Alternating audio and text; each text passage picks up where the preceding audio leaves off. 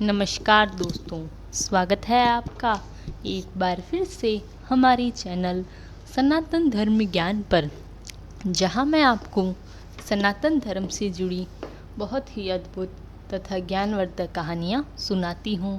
यह कहानियां आपके जीवन के लिए बहुत ही लाभदायक तथा ज्ञानवर्धक होती हैं। इन कहानियों को सुनने के बाद आपके मन में हो रही परेशानियों, चिंताओं इत्यादि सभी समस्याओं का समापन हो जाता है।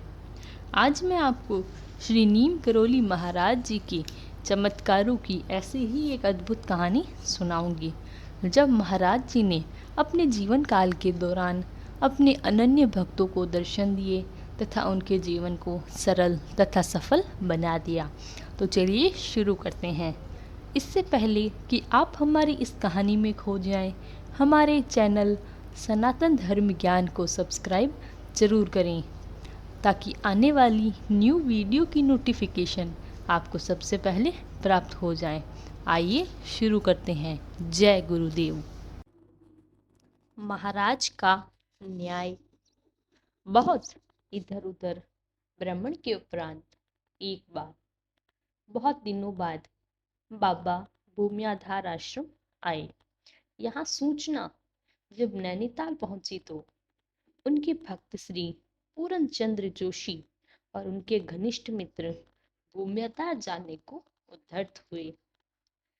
आपके मित्रगण एक बस में बैठकर चले गए और उन्होंने आपसे चलने को भी नहीं कहा। अपने मित्रों के ऐसे आचरण से जोशी जी का चित्त खिन्न हो गया। ऐसी मानसिक स्थिति में जब आप घर आए तो आपको अकारण अपने पुत्र और पत्नी पर क्रोध आने लगा और आपका व्यवहार उनके प्रति कटु हो गया। आप दुखी हो अकेले भूमियाधार चल पड़े। आपको वहां जाने के लिए कोई बस भी नहीं मिली। पानी बरस रहा था। आप रास्ते में एक मजदूर से बातें करते हुए पैदल भूमियाधार पहुंचे। बाबा इन्हें वहां नहीं मिले, वे गेंठिया चले गए थे। उस मजदूर के मन में भी बाबा के दर्शन करने की इच्छा पैदा हो गई थी और वह आपके साथ गेंठिया जाने को तैयार था। वहां जाने के लिए कोई साधन न मिल पाने के कारण आप बहुत लाचार हो रही थी।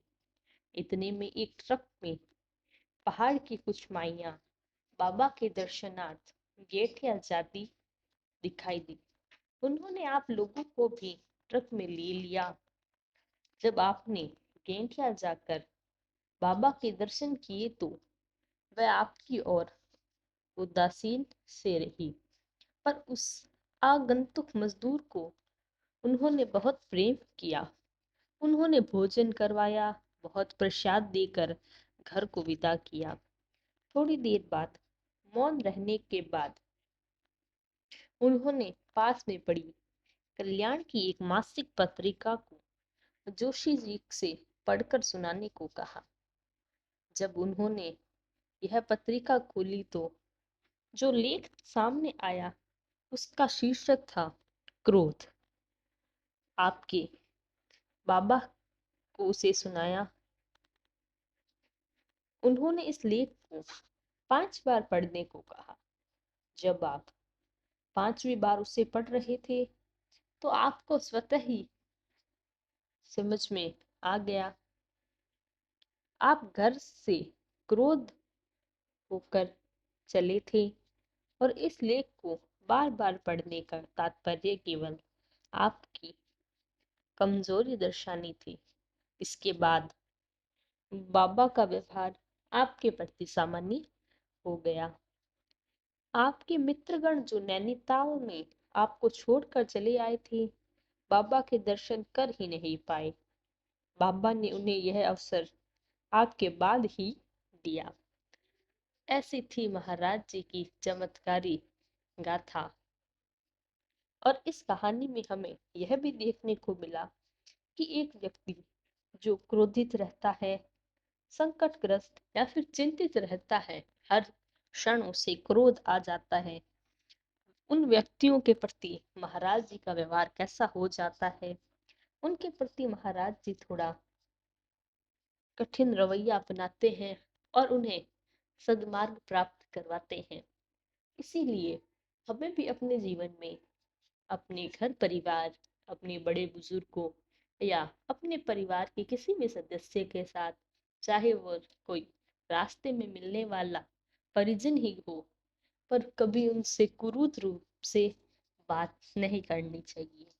क्योंकि क्रोध करने से इंसान मानसिक रूप से बीमारी की ओर चला जाता है।